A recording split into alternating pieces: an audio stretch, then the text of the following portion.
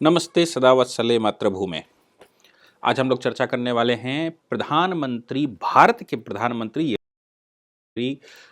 मोदी जी को ऑस्ट्रेलिया ने जो सम्मान दिया है। ऑस्ट्रेलिया के प्रधानमंत्री ने भारत के प्रधानमंत्री को कॉल करके क्या कहा, इसके साथ इस विषय पर जो टेक्नोलॉजी का विषय है, उस टेक्नोलॉजी फेसबुक, ट्विटर, व्हाट्सएप, हमें लगता है कि हम सभी उसका इस्तेमाल करते हैं।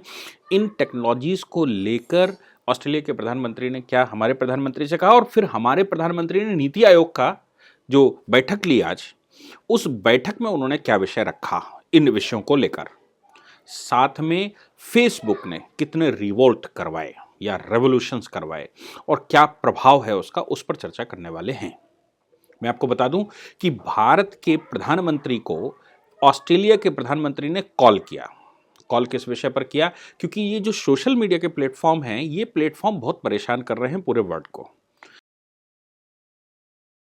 फॉर्म मैं इसलिए और कहता हूं, जैसे फेसबुक की एक सामान्य सी बात ले लें। 2009 में ईरानियन प्रेसिडेंशियल इलेक्शन में प्रोटेस्ट को बढ़ावा दिया। ट्यूनीशियन रेवोल्यूशन आया, फेसबुक का उस पर बहुत बड़ा योगदान था। उसने प्रेसिडेंट जिने एल एबिडीन की सरकार फेंक दी। यूरो मेडन बहुत बड़ा यूक्रेन में आया। इसके अतिरिक्त आपको याद होगा, मिस्र की सरकार फेंक दी, गद्दाफी को फांसी लटका दिया, और बहुत सारे रिवोल्ट। और इसको अगर हम ध्यान दें तो अमेरिका में डोनाल्ड ट्रंप के साथ जो कुछ भी हुआ, उस पर बहुत बड़ा योगदान फेसबुक का था। इसलिए चिंतित होना, इन सोशल मीडिया के प्लेटफॉर्म से चिंतित होना किसी भी कंट्री के लिए स्वाभाविक है। अब अगर ये प्लेटफॉर्म इतने इस्तेमाल होने लगे हैं कि संसार के जिस कंट्री ने इसको सीधा बैन करने का प्रयास किया, तो आप समझ लीजिए कि वो सरकारें गिरने की नौबत आ जाएगी, क्योंकि अपोजिशन उस देश का ये इस्तेमाल करना शुरू कर देगा कि इनके खिलाफ का माहौल बन रहा था, इसलिए फेसबुक बैन हो गए, इसलिए ट्विटर बैन हो गया, इसलिए ये वो हो गया। अब क्या है कि दोनों को सेटिस्फाई करना है, यानी कि फेसबुक भी चलता रहे और वो किसी भी कंट्री में इंटरवेंशन भी ना करे, और देश के लोग भी ये ना कहें कि फेसबुक बंद कर दिया। इसके लिए ऑस्ट्रेलिया ने अपने यहाँ एक कानून पास किया। उस कानून का नाम है news media and digital platform mandatory bargaining code bill 2020। क्या? News media and digital platform mandatory bargaining code क्या है? किसी भी कंट्री की जो न्यूज एजेंसियां हैं, उन न्यूज एजेंसियों को भी आज फेसबुक काउंटर कर रहा है। क्यों? क्योंकि कोई क्यों देखे आपका आज तक या एबीपी न्यूज, उसको फेसबुक पर वन क्लिक में छोटी छोटी क्लिप्स 5-5 मिनट की मिल जाती हैं, वो उसकी देखता है और उन्हीं की क्लिप्स होती हैं। यानी कि मीडिया चैनल्स या मीडिया प्लेटफॉर्म्स भारत में या किसी भी कंट्री में बंद हो जाएंगे अगर फेसबुक इस तरह से बढ़ता रहा। तो क्या करना चाहिए?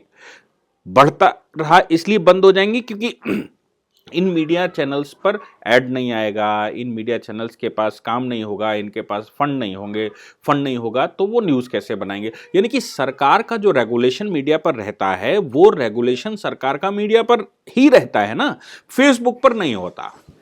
बहुत सारे कंट्री इस पर कुछ ना कुछ स्टेप लेते रहते हैं, लेकिन फिर भी नहीं ले पाते।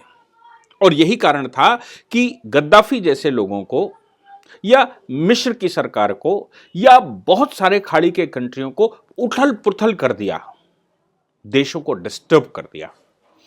तो इस बिल के माध्यम से ये एक इनिशिएशन है, और इनिशिएशन ये है कि ऑस्ट्रेलिया के जो न्यूज एजेंसियां हैं, उनके साथ फेसबुक को बार्गेन करना पड़ेगा।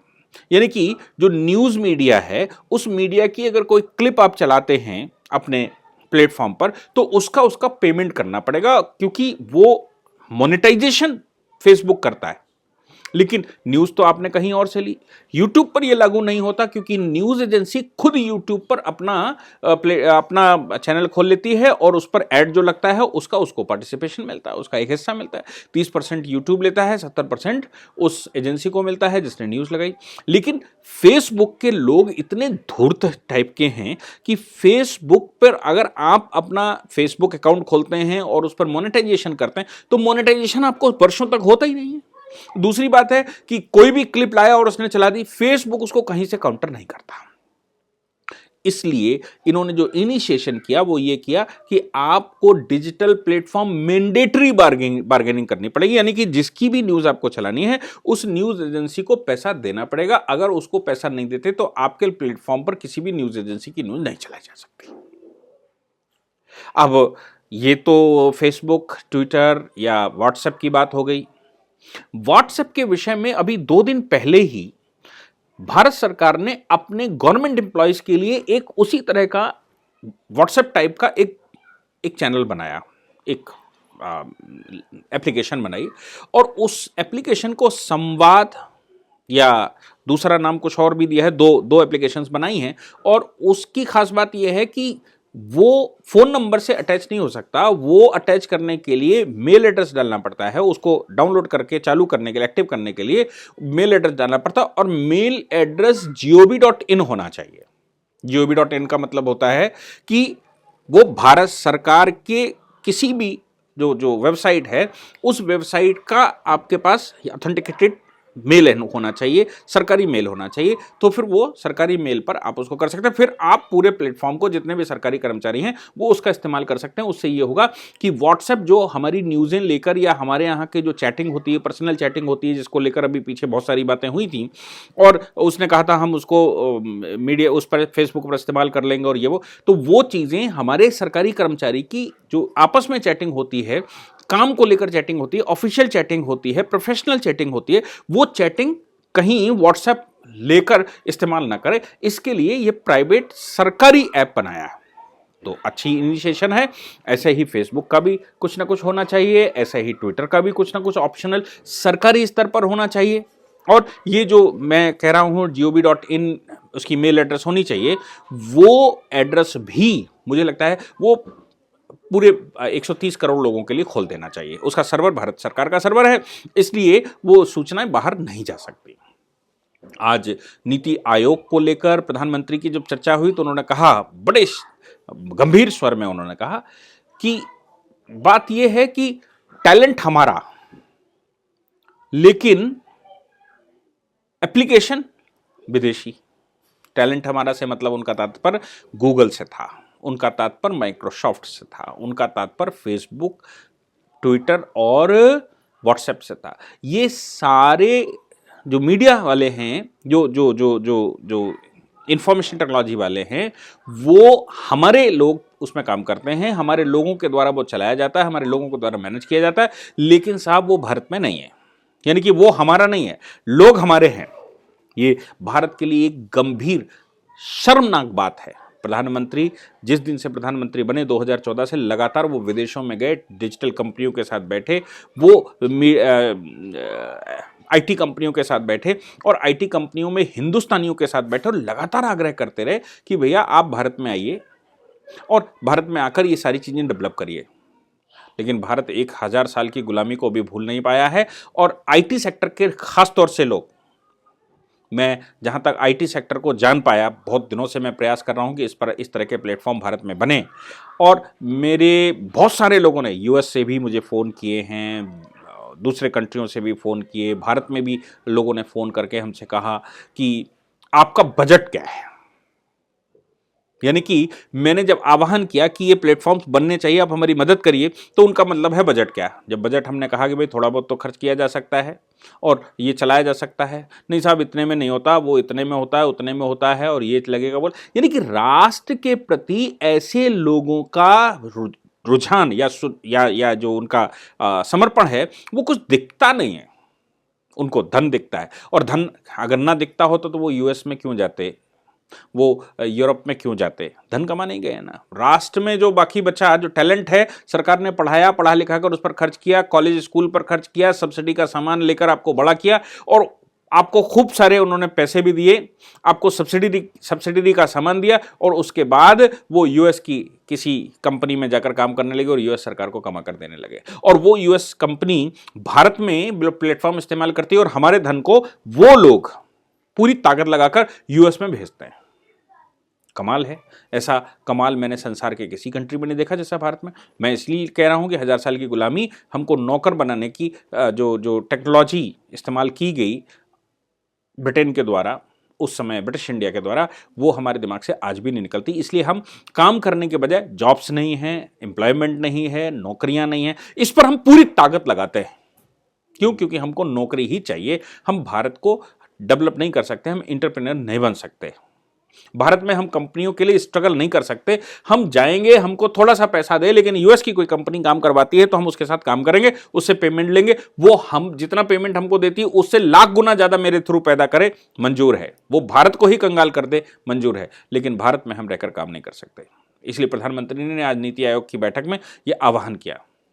मुझे लगता है कि जो ऑस्ट्रेलिया ने कहा उसको लेकर भारत को यह विचार करना चाहिए कि हमारे प्रधानमंत्री को उन्होंने सम्मान दिया, हमारे प्रधानमंत्री को उन्होंने फोन किया और पूछा कि भाई ये बिल हम लेकर आए हैं, इस पर आपकी क्या राय है और कैसे लामबंद किया जा सकता है। क्योंकि भारत के प्रधानमंत्री इस समय वर्ल्ड लीडर हैं, इसलिए भारत के प्रधानमंत्री के साथ जैसे यूके से उन्होंने बात की, अमेरिका से वो बात कर रहे हैं, अमेरिका से बात करना हालांकि वो कर ही रहे हैं, केवल औपचारिकता बस, लेकिन सारा डेटा तो अमेरिका के पास है, इसलिए अमेरिका को उसमें कोई इंटरेस्ट नहीं है। कनाडा से उन्होंने बात की, ऐसे कुछ बड़े कंट्रियों से जो वर्ल्ड लीडर हैं संसार के 4-5, उनसे उन्होंने बात की, फ्रांस से बात की। इसमें सबसे पहला फोन कॉल उन्होंने प्रधानमंत्री मोदी जी को मिलाया, क्योंकि मोदी की जो सोच है वो वर्ल्ड लीडर की सोच है, मोदी जी की सोच है वो आईटी सेक्टर की सोच है, मोदी जी की सोच है जो वो भारत को ऊपर उठाने की सोच है, भारत को स्वच्छ बनाने की सोच है, भारत को आईटी हब बनाने की सोच है, भारत में मैन्युफैक्चरिंग यूनिट लगाने की, मैन्युफैक्चरिंग हब बनाने की सोच है।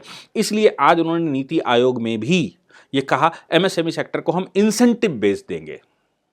वो पीएलए चला रहे हैं, हम पीएलआई चला रहे हैं। तो पीएलआई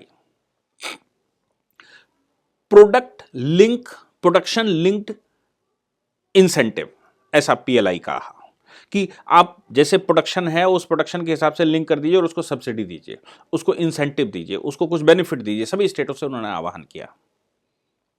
क्यों? क्योंकि उनकी सोच डिफरेंट है। लेकिन भारत के प्रधानमंत्री को दूसरे कंट्री सम्मान दे रहे हैं, लेकिन भारत का प्रधानमंत्री लगातार देश में और विदेशों में यह बात आह्वान कर रहा है कि आइए और भारत को भारत बनाइए, भारत के लोग भारत में ही क्यों नहीं डेवलप करते, हम आपके साथ हैं, हम आपको इंसेंटिव देंगे, हम आपकी मदद करेंगे। सर्वर भारत के होने चाहिए। मेरे संपर्क में यूएस के कुछ लोग आए, उन्होंने कहा हम काम करेंगे। मैंने कहा क्या शर्त है? शर्त यह है डेटा मेरे पास रहना चाहिए। हमने कहा डेटा तो सरकार लेगी अगर आप काम करते हैं तो। नहीं, डेटा मेरे पास रहना चाहिए, सरकार के कॉन्ट्रैक्ट हमें दिलवा दीजिए। यानी कि वहां पर भी देशभक्ति के नाम से मेरे से संपर्क जरूर कर रहे हैं, लेकिन वहां पर उनको धन चाहिए और डेटा चाहिए, जो डेटा बेचा जा सके। क्योंकि यूएस डेटा खरीदता है, इन कंपनियों को जो एस्टेब्लिश करता है, इनको सब्सिडी देता है, वो सारा डेटा खरीदता है। सारा डेटा खरीदकर विश्व में अपनी पॉलिसीज बनाता है, उस पॉलिसी के आधार पर अपना बिजनेस मॉडल एस्टेब्लिश करता है, उस बिजनेस मॉडल के आधार पर उन कंट्रियों के अंदर से धन अपने यहां ले जाता है और रिच एंड मोर रिच होता चला जाता है। हमारे लोग भी वो आह्वान करने को तैयार हैं। अगर मैंने किसी से कहा कि हम लर्निंग मैनेजमेंट का एक प्लेटफॉर्म बनाना चाहते हैं, एलएमएस जिसको कहा जाए, लर्निंग मैनेजमेंट सिस्टम, जो सिक्योर्ड हो, जिसमें देश के सारे टीचर्स आ जाएं और वो छोटे बच्चे को राष्ट्र के साथ, आपने देखा होगा बहुत सारे ऐप चलते हैं, उन ऐपों पर वो लेफ्ट के लोग वीडियोस रिकॉर्ड करते हैं, लेक्चर रिकॉर्ड करते हैं, वो बच्चों को देते हैं और वो अपनी तरह उनको बना रहे हैं। मैंने कहा कि ऐसे राष्ट्रवादी टीचरों को हम इकट्ठा करेंगे जो 1 घंटे के लेक्चर में 10 मिनट राष्ट्र भी उसमें समझाएं और एक राष्ट्रीय एंगल के साथ पढ़ाएं। हम चाहते हैं कि वो फ्री ऑफ कॉस्ट से मतलब एक मिनिमम 100-200 रुपए लेकर वो बच्चों के पास जाए और बच्चा पढ़ने के साथ साथ राष्ट्र को भी समझे, राष्ट्रत्व की भावना उसके अंदर आए, राष्ट्र प्रेम उसके अंदर जगे और एक भावना पैदा हो।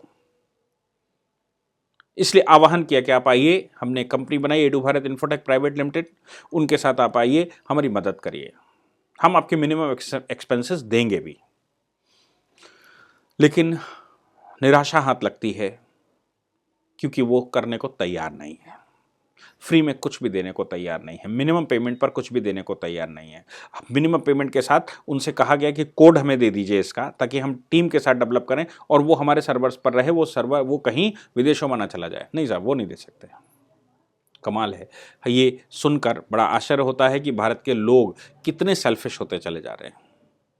लेकिन उनको याद रखना चाहिए कि करोड़ों वर्षों से भारत में आप आईटी फील्ड में काम इसलिए कर रहे हैं क्योंकि हमारे करोड़ों पूर्वजों ने बलिदान दिया है। 1000 साल की गुलामी के दौरान हमारे पूर्वजों की हत्याएं की गई हैं। उस बलिदान की वजह से आप हैं, और आप एक पैसे बलिदान नहीं करना चाहते। क्यों? क्योंकि आपने गुलामी नहीं देखी, आपने फ्रीडम स्ट्रगल नहीं देखा, आपने वो मुगलिया शासन नहीं देखा। आपने धन देखा और आप धन पैदा करते हैं, लेकिन वो धन कहाँ रहेगा ये उनसे पूछिए जो जम्मू कश्मीर में थे। कश्मीरी हिंदुओं से पूछिए कि वो बहुत धनाढ्य वर्ग था, वो जमींदार वर्ग था जिसके पास बहुत धन था, लेकिन वो धन तो छोड़ दीजिए, अपने बच्चों को भी बचाने में सफल नहीं रहे, अपनी माताओं बहनों को बचाने में सफल नहीं रहे। क्यों? क्योंकि उन्होंने कभी देश के बारे में नहीं सोचा, उन्होंने कभी इस बारे में नहीं सोचा कि हम कैसे इन समस्याओं से बचेंगे जो भविष्य में आ सकती हैं। वो केवल धन के विषय में, हम तो धनाढ्य हैं, मेरे पास धन है, मैं सिक्योर हूं। वो अपनी सिक्योरिटी को ध्यान में रखते रहे, लेकिन राष्ट्र को नहीं सोचा, जिसका परिणाम निकला कि उनको वो जगह खाली करनी पड़ी। हिंदुस्तान के लोग, आज आप गर्व करते हैं कि हिंदुस्तान आपका एक देश है, लेकिन भविष्य में गर्व करने का अवसर आपको रहेगा, इसमें थोड़ा मुझे डाउट लगते हैं। क्योंकि आप लोग हैं, क्योंकि हम लोग हैं जिसको देश का नेतृत्व करना है। लेकिन हम अगर सेल्फिश हो गए तो हमारे बच्चों को धन तो हम दे सकते हैं, लेकिन धन की सिक्योरिटी नहीं दे सकते, बच्चों की सिक्योरिटी नहीं दे सकते, राष्ट्र नहीं दे सकते। क्या होगा भविष्य में पता नहीं। लेकिन आज प्रधानमंत्री जी से जब ऑस्ट्रेलिया के प्रधानमंत्री ने बात की तो एक हर्ष होता है कि हमारे देश को भी लोग पूछते हैं, और प्रधानमंत्री जी की निराशा जो इस विषय पर है वो साफ झलकती है। Thank you very much. जय हिंद, जय भारत।